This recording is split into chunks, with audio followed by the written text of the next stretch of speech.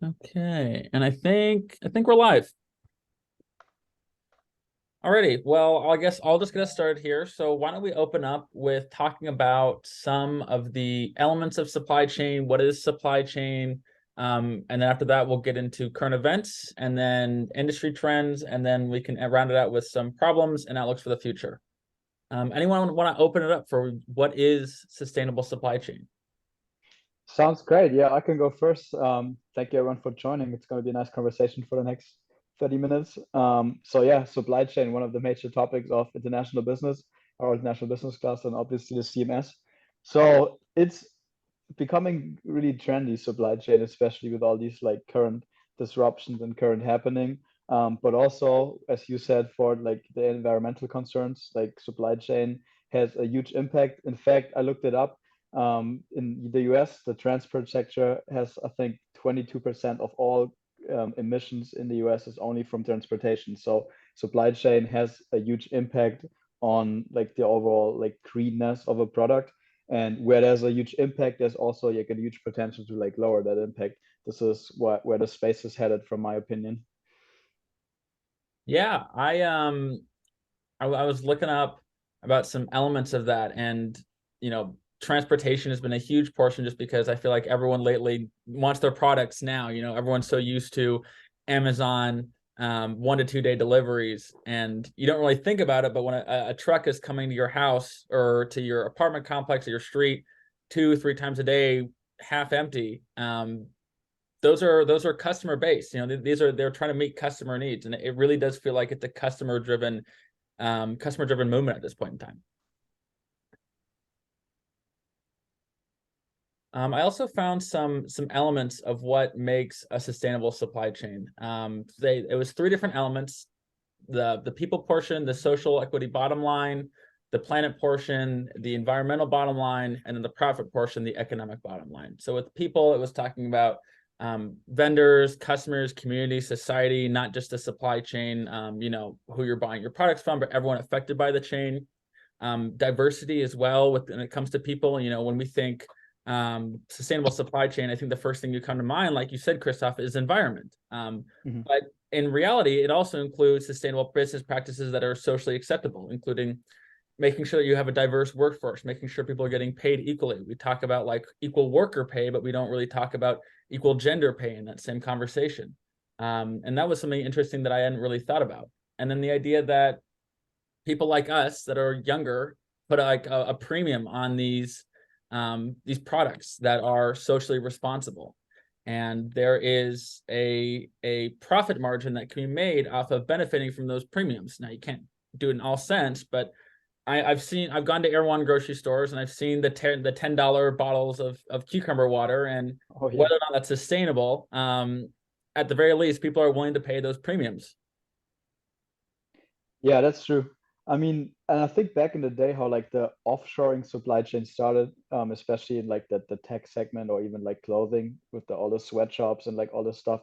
I think back in the days, talking about like 20 years back when the internet wasn't around too big, people just didn't care too much. They were like, all right, I get this product for like $10, this t-shirt, that's fine. But then like more and more, some like dirty stuff got dig up and like all this like in fact human rights violations and where those products were produced, like the far end of the supply chain and all of that. So I think people just getting more aware of that as well, and that's why companies have to push to mitigate those issues as well. Why do anyone, I mean, Christoph and I have done a lot of talking, so I'll open up a little bit. Why do you guys think that people are becoming more aware of sustainable supply chain?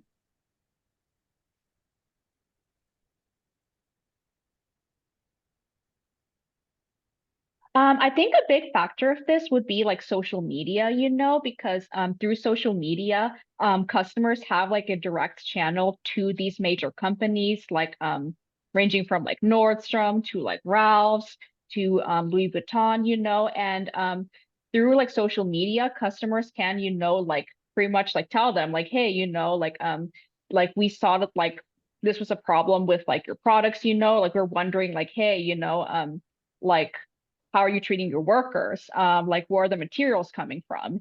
So like people can like more directly, like contact these like big companies And I think on top of that, there's just like more awareness about like the environmental impact with like climate change, especially with like younger like generations, who also use social media more. So I think that's like a big factor in terms of like why people are like more aware about sustainability, and why they kind of like care more about it, and why they want to like speak up to like these big companies about it. Yeah, I think awareness is like a big thing nowadays in sustainability. Like more people are thinking about it in their minds, not just like, oh, am I buying a sustainable product, but is it made ethically, where it's coming from, how sustainable is it made, like the carbon footprint. And with the internet nowadays, they're expecting a lot of transparency, so they can even do their own research and see like what these companies are doing and where they're getting their stuff from. And yeah. Yeah, I like that social media aspect of it. I mean, part of me feels like it's almost like not fake, but created because you're trying to promote your presence on social media as a socially conscious company, which for me, it's that's problematic. It's not coming from a true place in the heart for sustainability and promotion.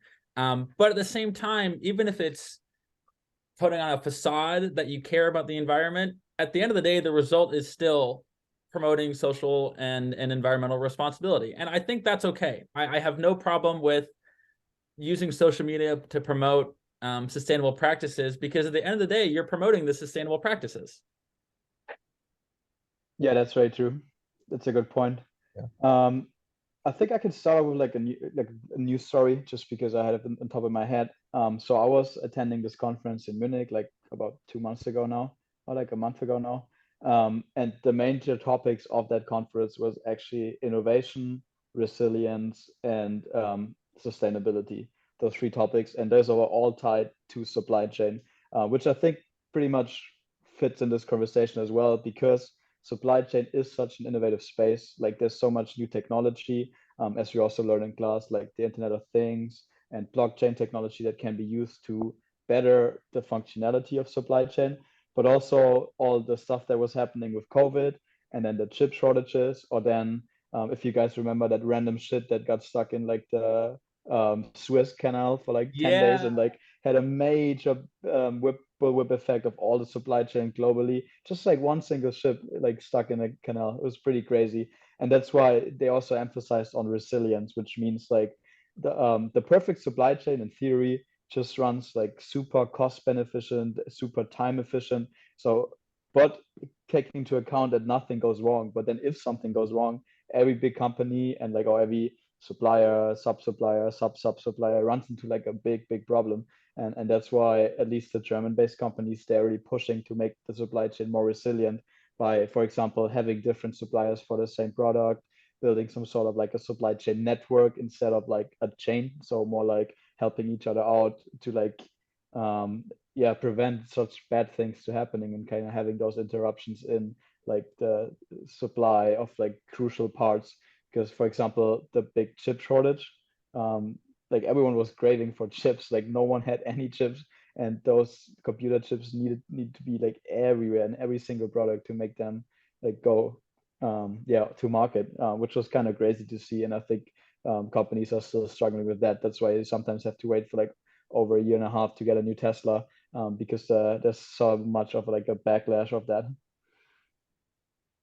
Yeah, I like that line that you said about innovation in sustainability. It's almost like sustainability didn't come first and then we're innovating. It felt like we came to a point in time where we're running out of fossil fuels, we're running out of natural gas, petroleum prices are at an all-time high, and the way of innovating is finding practices that don't rely on those methods.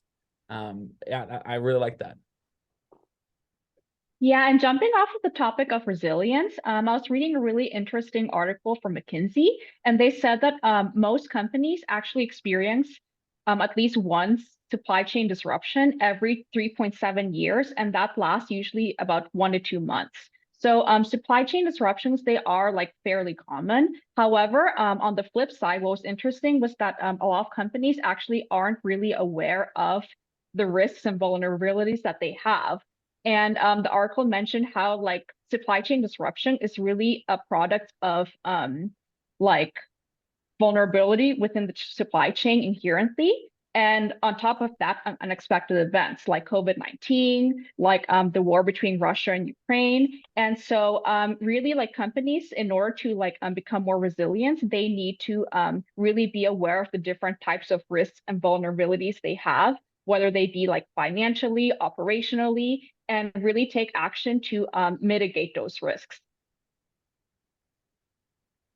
Yeah, that was a common theme I found among the papers I was reading was talking about risk and ESGs, you know, all those measurements, but using sustainability and supply chain as a way of mitigating those risks in the future, especially with the rising popularity of ESG metrics, people sustain or adhering to those metrics, adhering to those disclosure scores. It's all about risk. I really like that. Let's talk a little bit about some of those current events going on in supply chain. So we can start with the industries. If anyone wants to go first. Yeah, I can go first. So I was actually reading about Zara, the major fast fashion company, and how they are actually a leader within that industry because of their technologically integrated supply chain. So various aspects of their supply chain, from like logistics to procurement, a lot of it is technologically based. And like because of this, they are a leader within the fast fashion industry compared to other companies like Forever 21 that they churn out different like lines every 3 to 4 months, whereas Zara churns them out every 2 weeks, which is a huge difference. And because of that, they make record profits every year, and they are still pretty much like a leader like for more than a decade within their industry. So I like pretty much like what this shows is that like supply chains really need to be technologically integrated. However, what's surprising is that according to like a McKinsey article, they did a study and within the company surveyed, about 80% of them actually admitted that that huge parts of their supply chains aren't technologically advanced. And they even sometimes use technology from like the 80s still. So like Excel, emails, which is crazy, you know, because technology really is a huge factor in terms of like competitive advantage, you know, and like it's kind of funny how like despite them being aware of its importance, they still haven't really invested in it. And a lot of it has to do with like, you know, like old systems that are just very hard to like replace, and they can even be like more expensive to replace than to actually like use them, you know. So it can be more costly to actually like invest in these like new systems than to just, you know, like continue using like what they have, even though it poses like a risk like in the future when there's like a disruption or an unexpected event. So yeah, really interesting study. Yeah, I found a similar thing about investment in sustainability. That same idea of it's costly to switch from a 2008 or 2006 version of whatever software you're using to the updated one, and it's expensive to update those systems, get all the technology for it. And that was why it was deterring a lot of small businesses from making that change. That there is a immediate fixed cost associated with improve those technological improvements, those sustainability improvements. Now, again, in the long term, we're talking about economies of scale. You can take those hits, but those smaller firms, I think that's going to be a big challenge. Is how do you get those small firms to make the sustainability changes necessary to promote sustainable supply chains throughout the industry? Love that article. Awesome. Nixon, you were talking about transportation stuff. Any transportation stuff you want to hit us with? Yeah, so from my research, I looked up at a lot of like logistics and transportation and how sustainable looks for them. And you know, we all heard about the new electric trucks, or even I looked up some new hydrogen fuel trucks coming out, and like there would be a big change and benefit to the world, especially because of all like the packages and even like Amazon's like trying to acquire like new electric trucks and electric truck companies. But yeah, they're moving in that direction, which is a good start, but I think that it's might still be quite some ways to go because a lot of it is about infrastructure and it might be hard for these companies to implement these new renewable energy trucks because like some of them might not reach the mileage of like traditional trucks and they're more expensive also. And especially a big thing that I read is refueling. Let's say these guys are in the middle of nowhere and then they run out of fuel. There's more likely to be a gas station than like a hydrogen or electric refueling station.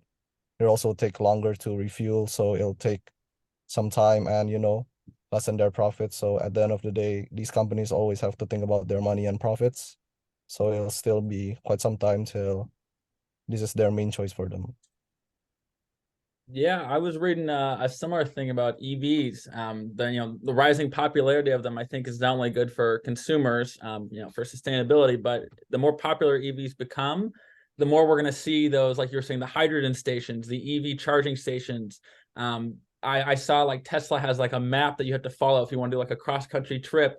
You have to follow a specific route, or else you're going to run out of a charging station, which I think is a pretty industry specific problem. I can't imagine a lot of other problems unless we're talking electric scooters going from campus to your off campus house. I'm curious how that's going to change and how something similar might follow with, we have transport across international waters, we have transports across using air travel. How are we going to get those products that are internationally made and dispersed throughout the world using electric vehicles and sustainable methods? That's really good article. Christoph, you were talking about automotives as well. Yes, big automotive guy, naturally being from Germany. But yeah, I mean, I think most of like the theories of like just-in-time supply chain and just-in-secret supply chain came from automotive in the beginning.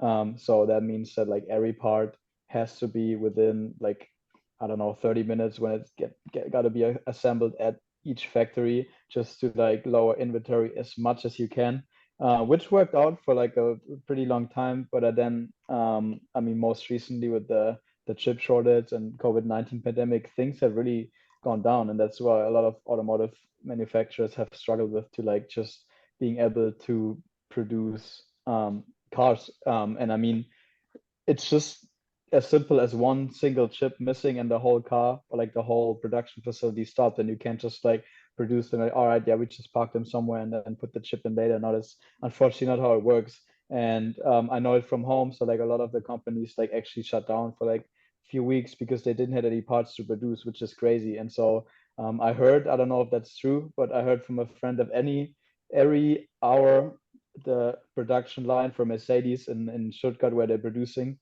is closed, they're losing about $250,000 in profit or something like that, which is crazy. So it's an insane impact. And yeah, the chip shortage was kind of crazy. And adding on to that, what I found out in my research and also just thinking about it logically, like all of these big companies, like not even automotive, but also like, for example, Apple, Microsoft, Dell, and all of these, they were all like needing those chips. So they would pay like top dollar for those chips and kind of like outbuying the whole supply chain just for them to fill their demand, which is kind of like a crazy advantage for like smaller companies if you think about it. So imagine there's like maybe like a million chips available per week, and then Microsoft is buying half of it, and then Mercedes is buying a quarter of it, and then the rest needs to be supplied for anything else. So like all the smaller companies have a huge disadvantage, which is also a big consideration. And we really talk about ethics and supply chain. So how do you make sure as a company to even get enough supply, but also not as a top price that you just can't pay to not be profitable anymore, but also thinking about flipping the upside. So if you're the chip producer, what's your motivation? Do you just want to sell the chips for the highest price you can do? So like, I don't care. I'll sell to Microsoft for like 10 times the premium just because they literally print money. Or do you make sure, all right, I was supplying this customer for like 10 years already, and we have a really good relationship. I will stick to him. Otherwise, I might lose some money or like some profit.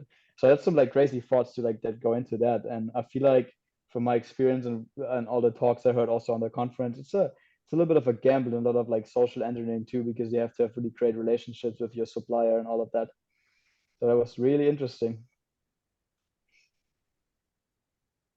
Yeah, my dad was, I mean, this little aside, I guess. My dad was trying to buy a Bronco, and Mhm. he had to be put on like a year-long wait list just because there was such a chip shortage that it's not like you were saying, you can't just have the chip put into the car later. You have to, it controls everything going on, all the components in there. So those supply chain shortages, buying out Microsoft buying 500,000 microchips doesn't seem very sustainable right now. So I'm Yeah. curious how the chip industry is going to evolve to kind of include the sustainable aspect of it, because it doesn't seem sustainable right now.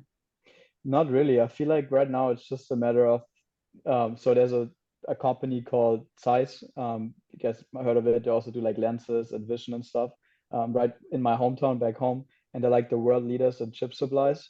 And every time I go back, so I travel back every like half a year, there's a new building popping up. They're just building a new building because they can literally produce as much as they want. They're gonna get it sold. Like there's such a great shortage still. So whatever they're gonna produce, they can sell to whatever price, to whatever capacity, and that's why they're ramping up their business so much right now. But I'm not sure if that's gonna be like that all the way. If they just like gamble on it, like, oh yeah, just like build new buildings, new production facilities, increase our productivity, increase our output. But then I don't know where this is gonna head. But it's crazy to see. Like it's a huge, huge industry with a lot of money, and having a big stake in that is probably like a really good place to be in at this moment in time.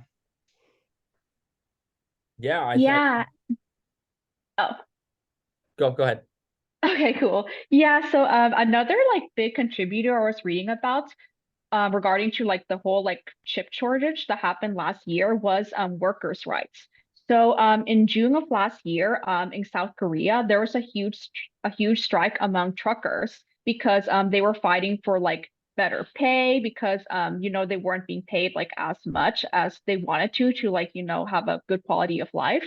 And so yeah, like their strikes actually like really disrupted the whole like chip industry because they were like protesting, they were blocking off roads, which affected like the mobility of different types of materials for a lot of like high tech sectors. And this was a big problem because South Korea is like a really big figure like in the whole semiconductor industry. And so this had like a ripple effect on other high tech industries like cars, computers, and yeah, so I think that's another like big consideration is workers' rights. So like at the same time, like you really need to think about how these supply chains are pretty much like run by people. So like when like these people like they're not giving like good benefits, better pay, especially like in areas that are like more unionized, it can really like disrupt like different types of industries further. Yeah, we were talking about social media, and I think that again, great use of social media, and the exact opposite side of the spectrum is promoting the lack of labor rights, the lack of workers' rights on social media. This whole idea of you don't really think of labor as a big part of sustainability and having risks, but at the end of the day, if all of your workers go on strike because you're not practicing sustainable business practices, um, it's a risk, and it's going to cut profits and it cut everything else, like what you said. Anyone else have any other comments on why supply chain sustainability is getting so popular now?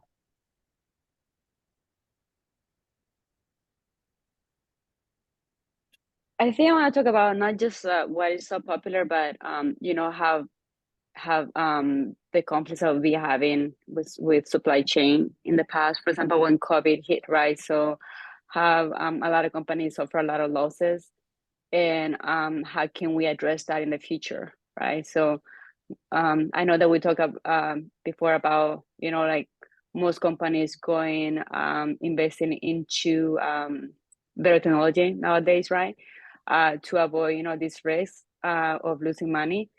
But again, we need to think about like how we can fix that. Maybe we shouldn't rely just on the global side of the supply chain, but also like do more negotiations in like locally, right, where we actually have like the production in the US instead of going overseas, like because that could affect it. And not saying cut supply chain completely, right? Like you can still use services, you can still use manufacturers in China, but at the same time, we also need to like keep businesses in the US, right? Instead of outsourcing. Yeah, I think there's gonna. I was thinking the exact same thing. How I reading these articles about diversifying the suppliers within what's local to you is going to like decrease globalization almost, because it's no longer sustainable to, like you said, you can do business with people in China and Ukraine, in the Middle East, and in the UK and Europe. But again, there's all these logistic costs, there's logistic emissions that are associated with it. It's going to be more sustainable to be more independent and rely on what's within your reach, around your arm's length reach, as I would say. I That's think very true. Correct. To like hop into that, I actually heard about that, or like read about that there's a trend going on right now. I mean, you guys probably heard about like offshoring. So like kind of like having the supply chain, or like the suppliers far away. For example, a US company ordering parts from like a company in China.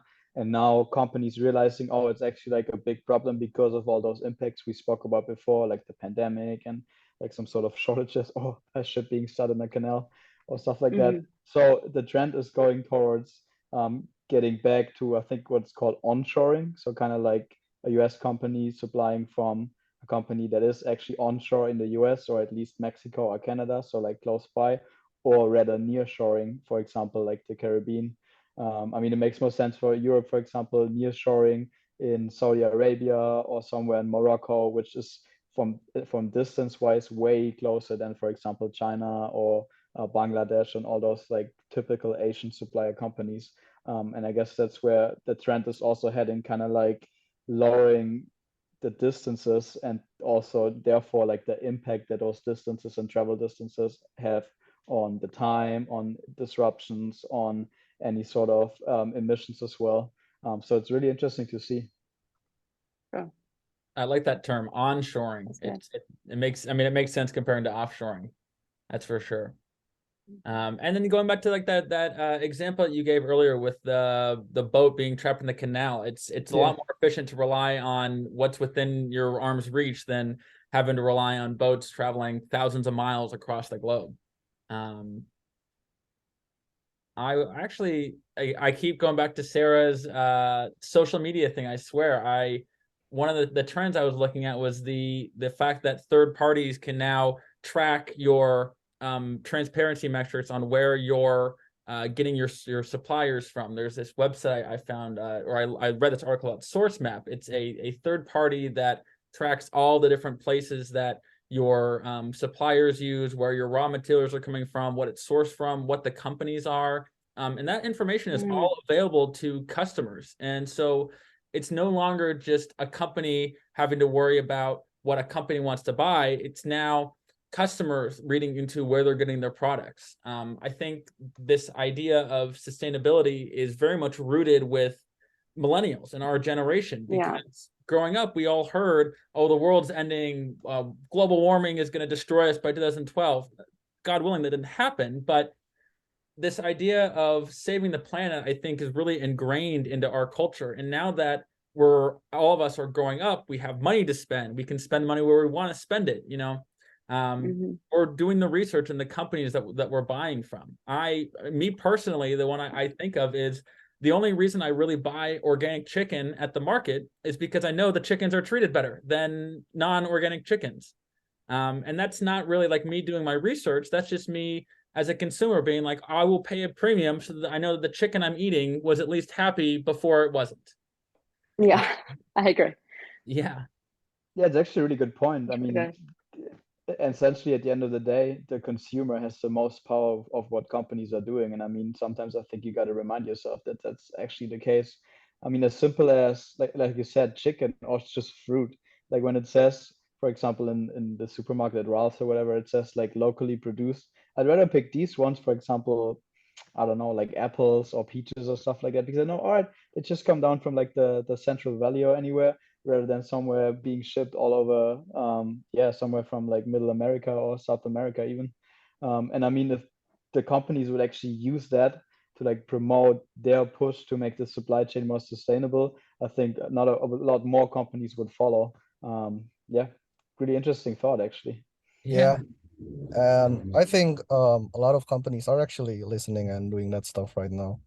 Mhm. Because I saw like a report from KPMG, like 53% of organizations they work with plan to like be more sustainable, especially in sourcing, and even Apple, they plan to like decarbonize their operations by 2030. And like they have like a lot of suppliers from like China and South Korea and all over the world. But yeah, they've gotten a lot of commitments from them to be like, zero carbon footprint by then.